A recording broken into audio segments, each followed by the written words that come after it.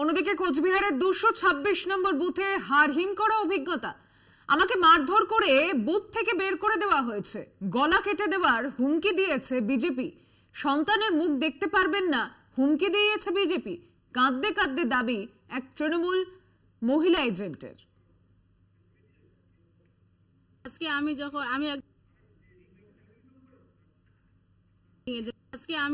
আমি একজন তৃণমূলের রানিং পঞ্চায়েত, আমি যখন ভোট কেন্দ্রে যাইতেছি পুলিং এজেন্ট সবাইকে নিয়ে, তখন আমাকে মারধর করা হয়।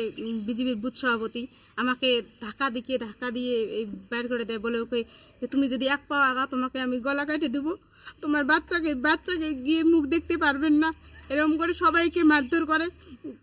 আমাকে যেতে দিল না, আর সবাইকে বলতেছে যে পুলিং এজেন্ট দিবে ওখান থেকে আর বের হতে পারবে না, তার কি গলা কাটিয়ে দেবো, তার বউ বাচ্চার মুখ দেখতে পারবে না, এরকম করে সবাইকে, এত অনেকগুলো লোক ছিলাম আমরা, সবাইকে বাড়িতে ভাগাই দিল। আর আমরা এই কয়েকজন আছে, সবাই ভয়ে ভয়ে কেউ ভোট দিতে যেতে পারছে। পুলিশ আসছিল 2 ঘন্টা পরে, এখন পুলিশ আসে আমরা বলি যে আমাদের নিয়ে যাবে, আমরা বলছি যে এখন আর যাবো না। কেন আমাদের এত হুমকি দিল, বললো যে যদি যে পুলিশ দিতে যাবে তাকে আমরা শেষ করে ফেলবো, রক্ত গঙ্গা ভাঙে। বললো যে তোমার বাড়িতে গিয়ে তোমার বাচ্চার মুখ দেখতে পারবেন না, এরকম করে বলতেছে।